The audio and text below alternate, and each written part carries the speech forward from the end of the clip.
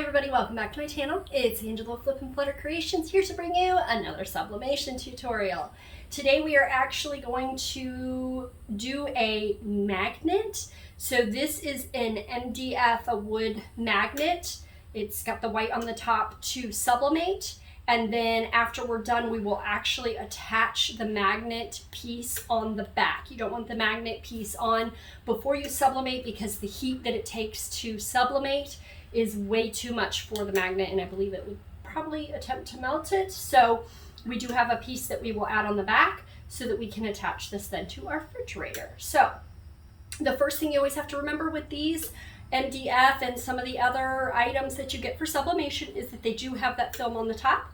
So you want to make sure that you pull that off. I've already kind of started it. It can be a little difficult to get that piece going at the top there, but then once you've got it, just peel all the way off and make sure you get all of that off of there so that you have your nice even spot for sublimating.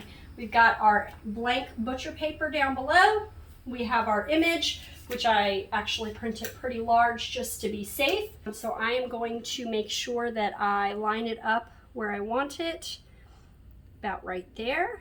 And I could just kind of fold the pieces on the back, but actually that's going to be a lot harder for me to take off later. So I'm going to put it down with it face up, and I have this awesome new tape dispenser so I can just one-handed get my tape going. Oh, so exciting. Love it. I'll link that product down below for you guys, as well as where I got these magnets. So I have different shapes for the magnets as well. I've got a heart, circle, square, and the rectangle. So very exciting. Gives you lots of options and cute little gift ideas as well. All right, so I'm gonna flip this back up here. And I've got my clean butcher paper on the top and the bottom. I could have cut that down and just used a little piece, but I already had it prepped, so we're gonna go with it. I am going to lighten up my pressure just a little bit. Just a little bit. It doesn't need as much as my shirts need, which, am I going the wrong way? I am. We're gonna go up just a tad. There we go. I've got my press set on 385 for 60 seconds, and you just let that go ahead and run. If you see a little steam, it's okay, don't worry about it.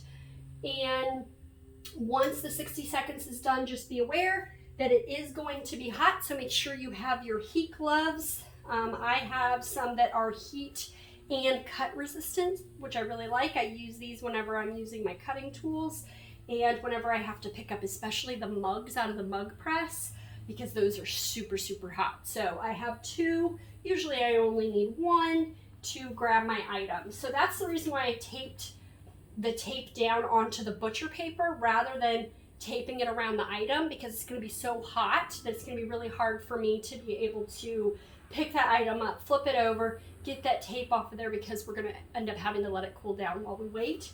So I'd rather just tape it to the paper, and so far I haven't had a problem with that, so fingers crossed we keep going. And then here we go. Boop. And you will see that my temperature did fluctuate throughout that process. It's okay. It has not let me down once where it's been an issue, but it will kind of go up and down as it starts to use that heat. You do not want to reuse, because that ink gases up into the items. So I'm going to kind of hold this down while I peel up the tape. Hot, hot, okay, and boop. Oh, so pretty. And if you've seen any of my other videos, you may have noticed that this looks very similar to that graduation frame that I did. It's one of the same pictures. This is going to go kind of as a gift along with that frame, and that came out so beautiful. Such vibrant colors. It came out beautiful. It is really hot, but you always kind of want to print a little extra, because that does make sure that you don't end up with white spots around the edges. So we are going to go inside and we're going to put the backing on this so that you can check out and see how to put that on and then see what the complete item looks like. So we're going to go ahead and go do that. Okay, so as promised, we're going to go ahead and do the tutorial on how to add the magnet to the back of your MDF magnet pieces that we've sublimated on. So this is luckily cooled down already, so when you turn it on the back, you get these magnet pieces in. I was very confused when I got my order and I was like, okay, here's the white piece that you sublimate on. Wait, why did I get these boards? They sent me something I didn't need. And then I realized, okay, they come separately and you stick the magnet piece on the back because again, you don't want this magnet piece to melt under that almost 400-degree temperature that you are sublimating on. So again, the hardest thing is going to be finding the little spot to peel up. So you're just going to peel up and make sure you don't drop it because you will stick it to something. And then you just want to make sure that you line it up correctly. And there we go. And then just push down, give it some pressure. Ta-da! And there's your magnets. You've got this beautiful magnet, and maybe we'll go put it on the fridge. And here we go. Just gonna put our little magnet on, and there you go. And it just pops right off. Woo, that thing's pretty strong. And right back on. And there you go. Beautiful little magnets. So hopefully this video was helpful for you. Now you know how to make the cutest little magnets ever. You can put whatever you want on them. Use the squares for your little Instagram pictures. I might make a circle one that has my logo on it because it's a circle. Make it really cute. Maybe even make them as gifts to put in for people when I send out big packages. So really excited about this new technique and can't wait to try all the other shapes. Thanks for stopping by my channel. Don't forget to give the video a thumbs up if you liked it and it was helpful for you.